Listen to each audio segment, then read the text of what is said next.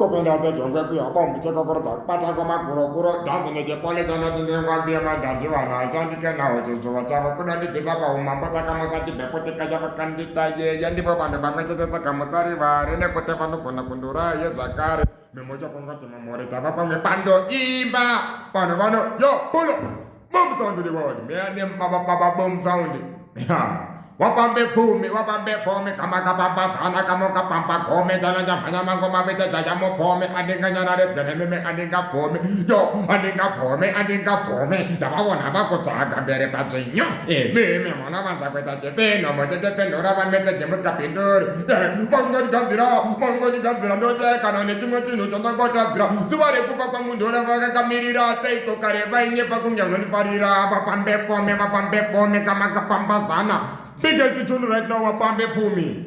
Them not bad like me them boom sound to the world. Lady Baba boom sound. Baba cartel, jala. Them not bad like me, Marari Maturi movement. And it's good tell Bamu Murume. They go tell Banamu.